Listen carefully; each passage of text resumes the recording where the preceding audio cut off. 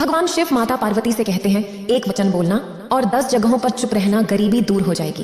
फिर माता पार्वती कहती है, हे देवों के देव महादेव, ये कैसे संभव है। फिर भगवान शिव कहते हैं, हे देवी, आज मैं एक साधु रूप में पृथ्वी लोक पर जा रहा हूँ अपने भक्त नंदू को बताने के लिए कि एक वचन बोलोगे और 10 जगहों पर चुप रहोगे तो गरीबी दूर हो जाएगी। अगर आप यह कहानी सुन रहे हैं तो पूरा सुनिए। इस कथा को आधा अधूरा छोड़कर जाने की गलती मत करिएगा, क्योंकि इस पवित्र कथा को पूरा सुनने से मनचाहा फल की प्राप्ति होगी। इसलिए इस कथा को पूरा सुने। आप शिव भक्त हैं तो भोलेनाथ का अनादर ना करें। इसलिए हे देवी, इस कथा को ध्यान से सुने। एक शहर में नंदू नामक एक चोर रहता था। एक रात चोरी करने की नीयत से वह घर से बाहर निकला। कुछ दूर चलने के बाद नंदू ने देखा कि कोई उसकी ओर आ रहा है। इस पर वह एक दीवार के पीछे छिप गया। जब भगवान शिव एक साधु के रूप में नंदू के पास पहुंचा और पूछा, अरे भाई, तुम कौन हो और मुझे देखकर तुम क्यों छिप रहे हो। जब वह चोर बाहर निकलकर देखा तो उसने एक साधु को पाया जो भगवान शिव थे। चोर ने फौरन साधु को प्रणाम किया। भगवान शिव जो साधु रूप में थे, उन्होंने उसे आशीर्वाद दिया और पूछा कि तुम कौन हो और मुझे देखकर क्यों छिप रहे थे। चोर ने सच बोलते हुए कहा, मैं एक चोर हूँ और चोरी करने की नीयत से घर से निकला हूँ। फिर भगवान शिव साधु के रूप में कहते हैं, तुम ऐसा काम क्यों करते हो जिसके लिए तुम्हें लोगों से छिपना पड़ता है। चोर, जिसका नाम नंदू था, ने कहा, महात्मा, चोरी मेरे परिवार का पुराना पेशा है। मेरे पिता और दादा भी यही काम करते थे। मैं भी चोरी करके ही अपने परिवार का भरण पोषण करता हूँ। मुझे कोई और काम नहीं आता और न ही मेरे पास इतने पैसे हैं कि मैं अपना कोई व्यापार शुरू कर सकूं। फिर भगवान शिव साधु रूप में कहते हैं, ठीक है, पर क्या तुम मेरी एक शर्त मानोगे। वह चोर पहले ही साधु की उपस्थिति से प्रभावित था। उसने फौरन साधु से कहा, मैं हर बात मानने को तैयार हूँ सिवाय चोरी के। फिर भगवान शिव साधु रूप में कहते हैं, पहले तुम वादा करो कि तुम मेरी बात मानोगे। जब चोर ने वादा किया तो फिर भगवान शिव साधु रूप में कहते हैं, चोरी करो अगर करनी है, पर एक बात मानो, आज से जीवन में कभी झूठ मत बोलना। यह कहकर साधु आगे बढ़ गए और चोर चोरी करने निकल पड़ा। थोड़ी दूर जाने पर उसे रास्ते में एक व्यक्ति मिला जो नगर के राजा प्रताप सिंह थे, जो अपनी प्रजा का हाल जानने के लिए भेष बदलकर रात में घूम रहे थे। राजा ने जब चोर को देखा तो पूछा, अरे भाई, कौन हो तुम और इतनी रात को यहाँ क्या कर रहे हो। चोर ने सन्यासी की बात याद की और सोचा कि अब झूठ नहीं बोलना है। उसने राजा से कहा, मैं चोर हूँ और चोरी करने की नीयत से निकला हूँ। राजा प्रताप सिंह बोले, अरे दोस्त, तुम मजाक क्यों कर रहे हो, असलियत में कौन हो तुम। चोर ने जवाब दिया, दोस्त, मैं सच कह रहा हूँ, मैं वास्तव में चोर हूँ और चोरी करने जा रहा हूँ। जब राजा को विश्वास हो गया कि वह सच में चोर है तो उन्होंने कहा, मैं भी चोरी करता हूँ, पर मैं इस काम में नया हूँ। मैंने हाल ही में चोरी करना सीखा है। क्या हम दोनों मिलकर चोरी करें और जो भी माल मिले उसे आधा आधा बांट लें। जब वे दोनों आगे बढ़े तो राजा ने सुझाव दिया, दोस्त, अगर तुम चाहो तो हम राजमहल में चोरी कर सकते हैं। चोर ने उत्तर दिया, क्या तुम पागल हो गए हो। अरे दोस्त, हम इतने बड़े राजमहल में कैसे घुस सकते हैं। राजा ने कहा, दोस्त, तुम चिंता मत करो, मैं पहले इस राजमहल में दरबान था और पहरा देता था। एक दिन राजा ने मुझे किसी कारण से निकाल दिया और तब से मैं चोरी करने लगा। मेरे पास महल के सभी गुप्त रास्तों की जानकारी है और मैं तुम्हें गुप्त रास्ते से महल में ले जाकर खजाने तक पहुंचा दूंगा। इस पर चोर भी राजा के साथ चल पड़ा। दोनों राजमहल के पीछे पहुंचे, जहां राजा ने गुप्त रास्ते का ढक्कन हटाया और चोर से बोला, दोस्त, तुम्हें अंधेरे में चोरी करने की आदत है तो तुम इस गुप्त रास्ते से महल के अंदर जाओ और बहुत सारा खजाना चुरा लाओ। चोर ने पूछा, लेकिन मुझे कैसे पता चलेगा कि खजाना किस कमरे में कहाँ रखा है। तब प्रताप सिंह ने महल के भीतर छिपे खजाने की जानकारी उस चोर को सौंप दी। उसके बाद चोर ने गुप्त मार्ग का अनुसरण करते हुए महल में स्थित खजाने तक पहुंच बना ली और वहां पहुंचकर उसने देखा कि कई बड़े बक्से रखे गए थे और उनके ऊपर एक छोटा बक्सा भी था। चोर ने उस छोटे बक्से को उठाया और उसे खोलने लगा। बक्सा खुलते ही चोर की आंखें चमक उठी, क्योंकि उसमें 5 हीरे रखे गए थे। चोर ने सभी हीरे अपने हाथ में ले लिए और गुप्त मार्ग से बाहर निकलने लगा। तभी उसे ख्याल आया कि हीरे 5 हैं और उन्हें बराबर बांटना है। अगर वे 2-2 हीरे ले लेंगे तो एक हीरा बच जाएगा। इस बात पर विचार करते हुए वह चोर वापस लौटा और एक हीरा वापस उसी बक्से में रख दिया और फिर गुप्त मार्ग से बाहर आ गया। बाहर आकर उसने राजा से कहा कि उसने 4 हीरे चुराए हैं और उनमें से 2 राजा के लिए हैं और 2 वह खुद रख लेगा। यह कहते हुए चोर ने राजा को 2 हीरे सौंपे और वहां से निकल गया। राजा ने सोचा कि बक्से में 5 हीरे होने चाहिए थे और चोर ने 4 हीरे लाए हैं, इसे जांचना चाहिए। इसके बाद राजा गुप्त मार्ग से उस कमरे में गए जहां बक्सा रखा था और जब उन्होंने बक्सा खोला तो उसमें सिर्फ 1 हीरा मिला। राजा बहुत हैरान हुए। राजा सोचने लगे कि यह कैसा चोर है जो चोरी करता है लेकिन सच भी बोलता है। फिर राजा ने खजाने का दरवाजा खुला छोड़ दिया और चुपचाप अपने महल में जाकर सो गए। सुबह होते ही महल में हलचल मच गई कि राजमहल में चोरी हो गई है। राजा प्रताप सिंह ने अपने मंत्री को बुलाकर कहा कि पता लगाओ कि महल के खजाने में क्या क्या चोरी हुई है और महल के अंदर किसने चोर को गुप्त मार्ग से खजाने तक पहुंचाया है, और उस चोर को भी जल्द से जल्द पकड़ो। मंत्री ने खजाने की जांच की तो पाया कि सभी सोने और चांदी से भरे बक्से सुरक्षित थे, लेकिन एक छोटा बक्सा खुला हुआ था।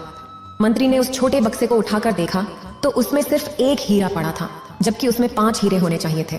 मंत्री जी के मन में ख्याल आया कि शायद चोर ने जल्दबाजी में एक हीरा यहीं छोड़ दिया हो। उन्होंने सोचा कि इस हीरे को अपने पास क्यों ना रख लो, आखिर हीरे तो चोरी हो ही चुके हैं। महाराज को कैसे पता चलेगा कि 4 हीरे चोरी हुए हैं या 5, और अगर चोर पकड़ा भी जाए तो उसकी बात का भरोसा कौन करेगा। इसी विचार से मंत्री जी के मन में लालच जागा और उन्होंने वह हीरा अपने पास रख लिया। फिर उन्होंने राजा प्रताप सिंह को बताया कि महल में रखा सारा खजाना तो सुरक्षित है, पर छोटे बक्से में रखे 5 हीरे गायब हैं। राजा प्रताप सिंह मुस्कुराए और मंत्री से कहा कि चोर को पकड़कर दरबार में पेश करो। मंत्री ने अपने गुप्तचरों और सैनिकों की मदद से चोर को पकड़ लिया, और जब उसे राजा के सामने लाया गया तो राजा प्रताप सिंह ने उससे पूछा कि क्या उसने चोरी की है।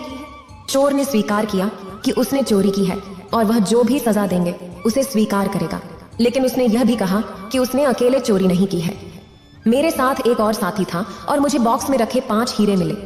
मैंने 4 हीरे उठा लिए और एक हीरा वहीं बॉक्स में छोड़ दिया। फिर मैंने अपने साथी को 2 हीरे दिए और 2 मैंने अपने पास रख लिए। और ये कहते हुए चोर ने 2 हीरे निकालकर राजा के सामने रख दिए। चोर की बात सुन मंत्री गुस्से में आकर पूछ बैठे कि तुम्हारा दूसरा साथी कौन है, उसका नाम और पता बताओ, और तुमने 4 हीरे चुराए हैं या 5? हम इस बात पर कैसे यकीन करें? चोर ने जवाब दिया, हुजूर, मेरे साथी का नाम और पता मुझे नहीं पता, क्योंकि मैं उससे उसी रात मिला था जिस रात मैंने हीरे चुराए थे। और फिर चोर ने अपनी पूरी कहानी राजा को सुना दी। तब मंत्री ने कहा, महाराज, ये झूठी कहानी गढ़कर हमें मूर्ख बना रहा है। आप इसे शीघ्र अतिशीघ्र कारागार में भेजने का आदेश करें। कुछ पलों की चुप्पी के बाद राजा प्रताप सिंह ने कहा, मंत्री जी, यह चोर सत्य कह रहा है, इसकी हर बात में सच्चाई है। यह उस चोर के बारे में बता रहा है जिसके साथ इसने चोरी की। वह साथी चोर मैं हूँ और इसने केवल 4 हीरे चुराए थे। 2 हीरे मुझे दिए और 2 इसने अपने पास रखे। इसके बाद राजा ने अपने पास के 2 हीरे निकालकर सबके सामने रख दिए और मंत्री से कहा, तुम्हें तो पता ही होगा कि 5वां हीरा कहाँ है। दरबार में मौजूद सभी लोग मंत्री की ओर देखने लगे। कांपते हुए मंत्री ने अपनी जेब से एक हीरा निकाला और राजा के सामने रख दिया। राजा ने तत्काल सिपाहियों को आदेश दिया कि मंत्री को पकड़ लो और जेल में डाल दो। आदेश देने के बाद मंत्री को जेल में डाल दिया गया और फिर राजा ने चोर से पूछा, भाई, तुम चोरी भी करते हो और सच भी बोलते हो, इसका रहस्य क्या है? चोर ने उत्तर दिया, महाराज, जिस रात आप मुझसे मिले उसी रात मुझे एक सन्यासी भी मिले थे। उन्होंने मुझसे कहा कि अगर तुम चोरी करना चाहते हो तो करो, लेकिन मेरी एक बात मान लो, अपने जीवन में कभी झूठ मत बोलना। और महाराज, मैंने उस सन्यासी के सामने जीवन भर झूठ न बोलने का वचन दिया था। राजा प्रताप सिंह उस चोर की ईमानदारी से बहुत खुश हुए और कहा, मैं चाहता हूँ कि तुम मेरे राज्य के मंत्री बनो। चोर ने उत्तर दिया, जनाब, आपने मुझ जैसे साधारण चोर को मंत्री पद के लायक समझा, इसके लिए मैं कृतज्ञ हूँ। अब मैं अपना जीवन ऐसे जीना चाहता हूँ कि मुझे किसी से छुपने की आवश्यकता न हो। मैं उस साधु का भी दिल से शुक्रिया अदा करता हूँ जिनके एक उपदेश ने कभी झूठ मत बोलो मेरे जीवन को पूरी तरह से बदल दिया। फिर भगवान शिव कहते हैं, यह कहानी हमें यह सिखाती है कि इस भ्रमित और भ्रामक दुनिया में केवल सच्चाई ही वह मंत्र है जो इंसान के जीवन की हर बाधा और मुश्किल से पार ले जाता है। फिर भगवान शिव कहते हैं कि किन परिस्थितियों में हमें चुप रहना चाहिए और किन परिस्थितियों में हमें अपनी बात कहनी चाहिए, साथ ही यह भी कि शांत रहने से हमें कैसे परिवर्तन आ सकते हैं। फिर भगवान शिव एक साधु रूप में सभी शिष्यों को इकट्ठा किया और कहा, कल सुबह सभी नदी में स्नान करके तुरंत हमारी कुटिया के सामने आ जाएं। इस पर सभी शिष्य आश्चर्यचकित हो गए कि क्या हमसे कोई गलती हो गई है, लेकिन फिर उन्होंने सोचा कि शायद साधु जी कल सुबह कोई अच्छी बात बताने वाले हैं। सभी शिष्य रात को समय पर सो गए और सुबह उठकर नदी में स्नान करके साधु जी के सामने हाजिर हो गए। फिर भगवान शिव एक साधु रूप में कहते हैं, आज मैं तुम्हें चुप रहने के फायदे बताऊंगा। साधु ने बताया कि वे 10 मौके जिन पर चुप रहना लाभदायक होता है और बोलने से हानि हो सकती है। फिर भगवान शिव एक साधु रूप में कहते हैं, अगर आप इन 10 मौकों पर शांत रह जाते हैं यानी मौन रह जाते हैं तो आपको वह सब कुछ मिल जाएगा जो आप चाहते हैं और आपके जीवन में चमत्कारी परिवर्तन आने लगेंगे। बहुत ज्यादा बोलना या चुप रहना दोनों ही ठीक नहीं है। जैसे अत्यधिक बारिश या धूप दोनों ही परेशानी का कारण बनते हैं, उसी तरह अनावश्यक बोलने से भी कई नुकसान हो सकते हैं। साधु जी का कहना है कि जब आपके पास किसी विषय की पूरी जानकारी न हो तब चुप रहना ही उचित है। बिना जानकारी के बोलने से अच्छा है कि आप चुप रहें। साधु जी ने बताया कि चुप रहने से दिमाग में नई कोशिकाएं बनती हैं और ज्ञान बढ़ता है। जब आपको किसी चीज की पूरी समझ हो तभी बोलना चाहिए, अन्यथा बिना जानकारी के बोलने पर लोग आपका मजाक उड़ा सकते हैं और आप पर से विश्वास भी उठ सकता है। इसलिए जब आपको नहीं पता हो कि क्या कहना है तब शांत रहना ही बेहतर है। कुछ लोग हर जगह अपनी राय देने लगते हैं बिना यह सोचे कि उन्हें क्या बोलना चाहिए, और बाद में लोग उनका मजाक बनाते हैं। जब तक आपको उस विषय की अच्छी समझ न हो तब तक चुप रहना ही समझदारी है। साधु जी का यह भी कहना है कि अगर आपके शब्द किसी को मानसिक ठेस पहुंचा रहे हो तो उस स्थिति में भी चुप रहना चाहिए। किसी कमजोर व्यक्ति के बारे में बुरा बोलकर आप महान नहीं बन सकते। आप जब किसी कमजोर का सहारा बनते हैं तो यह एक महान कार्य होता है। कई बार देखा गया है कि लोग अपने से छोटे या कमजोर व्यक्तियों को नीचा दिखाते हैं, भले ही वह व्यक्ति आपसे कद में छोटा हो और आपका कुछ न बोले, लेकिन इससे आप उसकी नजरों में गिरते जाएंगे। कभी ऐसा भी हो सकता है कि वह व्यक्ति कल को आपसे पद में बड़ा हो जाए। अगर वह पद में बड़ा हो गया तो आपका आज का व्यवहार भविष्य में उसके व्यवहार को प्रभावित कर सकता है। किसी को नीचा दिखाकर आप बड़े नहीं बन सकते। अगर आपको वास्तव में बड़ा बनना है तो आपको छोटे लोगों की इज्जत करनी चाहिए और बड़ों का सम्मान भी करना चाहिए। कुछ लोग सोचते हैं कि अगर वे अकड़ के बोलेंगे और दूसरों को नीचा दिखाएंगे तो वे बड़े बन जाएंगे, लेकिन यह उनकी गलतफहमी है। इससे वे लोगों की नजरों में गिरते जाएंगे। फिर भगवान शिव एक साधु रूप में कहते हैं, शिष्यों, जब भी बोलो आदर के साथ बोलो ताकि लोगों को तुम्हारी बातें अच्छी लगे। बोलते समय भाई, बहन, माता, पिता, मित्र जैसे संबोधन शब्दों का इस्तेमाल करना। इससे न केवल तुम्हारी प्रतिष्ठा बढ़ेगी बल्कि लोगों की नजरों में भी तुम समझदार बनोगे। फिर भगवान शिव एक साधु रूप में कहते हैं, एक ऐसा मौका भी होता है जब चुप रहना ही बेहतर होता है। जब कोई अपना या नजदीकी व्यक्ति आप पर गुस्सा करे या आपका अपमान करे तो उस समय आपको चुप रहना चाहिए ताकि उनका गुस्सा शांत हो जाए। अगर आप सही हैं तो बिना माफी मांगे चुपचाप सही समय का इंतजार करें। वह खुद ही आपसे माफी मांग लेगा जब उसे अपनी भूल का एहसास होगा। साधु कहते हैं कि अगर कोई आप पर गुस्सा कर रहा है और आप शांत हैं तो यह सम्मान की बात है और इससे कोई छोटा या बड़ा नहीं होता। अगर आपको गुस्सा आ रहा है तो या तो वहां से बिना किसी का अनादर किए चले जाएं या फिर चुप रहें। गुस्सा करने से रिश्ते खराब होते हैं और गुस्सा करने वाले का ही नुकसान होता है। एक कहानी है कि एक सांप जंगल से भागकर एक राजा के घर में घुस गया। जब लोगों ने उसे छेड़ा तो वह गुस्से में आकर एक तलवार को जकड़ने लगा और धीरे धीरे उसका शरीर कट गया। इसी तरह हमारा गुस्सा भी हमें अंदर ही अंदर काटता रहता है। गुस्सा ध्यान और समझदारी से कम होता है। यदि आप हर दिन ध्यान लगाते हैं तो आपका क्रोध आपके वश में रहेगा।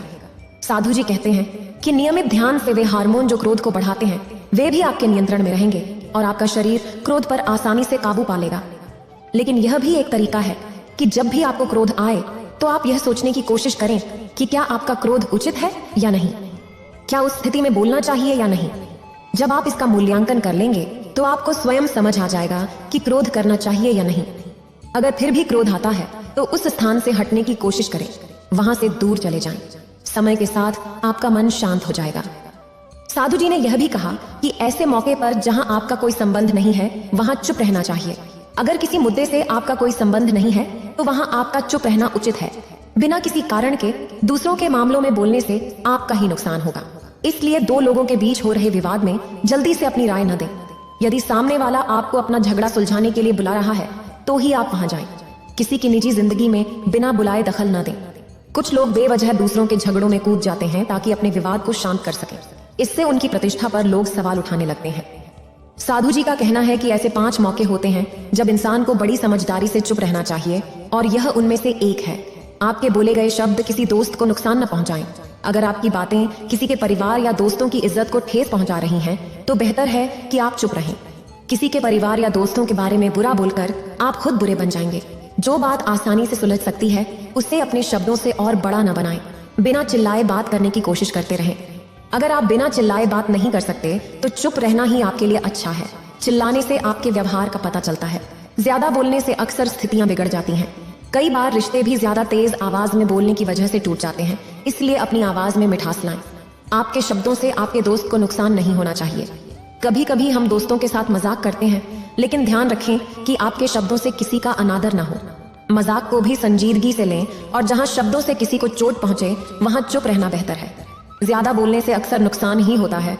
दूसरों की इज्जत को अपने बोलों से नुकसान नहीं पहुंचाना चाहिए। अगर आपके शब्द किसी की प्रतिष्ठा को चोट पहुंचा रहे हो तो बेहतर है कि आप खामोश रहें। जब कोई व्यक्ति आपके सामने ना हो तो उसके बारे में बुरा न कहें। साधु जी बताते हैं कि छठा अवसर जब चुप रहना चाहिए वह है जब कोई दूसरे की निंदा कर रहा हो। ऐसे में आपको चुपचाप सुनना चाहिए और अपनी राय नहीं देनी चाहिए, क्योंकि जो आज किसी और की बुराई कर रहा है वह कल आपकी भी कर सकता है। नीति शास्त्र कहता है कि जो अपनी जुबान पर काबू रखता है और समझदारी से काम लेता है वही सच्चा ज्ञानी है। बिना वजह बोलना या किसी के बारे में बिना छे समझे बात करना गलत है। कई बार हमारी अक्लमंदी इसी में होती है कि हम कुछ जगहों पर अपना मुंह न खोलें। साधु जी आगे कहते हैं कि 10 मौकों में 7वां ऐसा मौका है जब चुप रहना चाहिए। जब कोई आपकी भावनाओं को न समझे, तो अगर आपको लगता है कि सामने वाला आपके दुख दर्द या परेशानी को नहीं समझ रहा है, तो ऐसे व्यक्ति के सामने चुप रहना बेहतर है। ऐसे लोगों को आप भावनाओं से कोई फर्क नहीं पड़ता। अपने राज खोलकर आप बाद में पछता सकते हैं, इसलिए हर किसी को अपने मन की बात नहीं बतानी चाहिए। अगर आपको लगे कि सामने वाला आपकी बात या भावनाओं को नहीं समझ पा रहा है, तो वहां बोलना नहीं चाहिए, क्योंकि आपका मजाक उड़ सकता है। जब आपको यकीन हो जाए सामने वाला आपकी भावनाओं को समझ रहा है और आपकी बात को ध्यान से सुन रहा है, तभी उसे अपनी बात बताएं। साधु जी कहते हैं कि 8वां अवसर जब आपको मौन रहना चाहिए वह है जब कोई व्यक्ति अपने दुख साझा कर रहा हो। यदि कोई अपनी परेशानियां आपसे बांट रहा है, तो इसका अर्थ है कि वह आपको अपना मानता है। ऐसे में तुरंत समाधान सुझाने के बजाय चुपचाप उनकी समस्याओं को सुने और उन्हें किसी और से न बांटें। वह आपको इसलिए नहीं बता रहा कि आप उसकी समस्याओं को हल कर दें, बल्कि इसलिए भी कि वह चाहता है कि आप उसे समझें। कभी कभी सिर्फ बातें साझा करने से ही दुख कम हो जाते हैं। वह आपको अपना दुख इसलिए बता रहा है क्योंकि उसे लगता है कि आप उसकी बात को समझेंगे। दुख बांटने से हल्के होते हैं, इसलिए जब कोई अपना दुख आपसे बांटे तो आप ध्यानपूर्वक सुने और उसके मन का बोझ हल्का करें। साधु जी आगे कहते हैं कि 10 ऐसे स्थान हैं जहां आपको चुप रहना चाहिए, जैसे कि जहां दुष्ट स्वभाव के लोग हों और गलत बातें कर रहे हों, वहां जाने की बजाय चुपचाप निकल जाएं। जिनकी जुबान खराब होती है उन्हें आप तब तक नहीं समझा सकते जब तक उनका मन शांत ना हो जाए। इसलिए जहां दुष्ट स्वभाव के लोग आपकी बात न माने वहां बोलने की जरूरत नहीं है। अपनी सफलता की बात हर किसी से न करें। कई बार लोग जल्दी सफलता पाकर हर जगह उसका बखान करने लगते हैं, जिससे कुछ लोग खुश नहीं होते। अगर आप जबरदस्ती अपनी सफलता का ढिंढोरा पीटेंगे तो लोगों की नकारात्मकता आपको प्रभावित कर सकती है। सफलता अपने आप में बोलती है, इसलिए इसका बखान करने से बचें। इतना कहकर भगवान शिव एक साधु रूप में इस कथा को समाप्त करते हैं। इस वीडियो को बोलते समय कोई त्रुटि हो तो मैं क्षमा चाहती हूँ।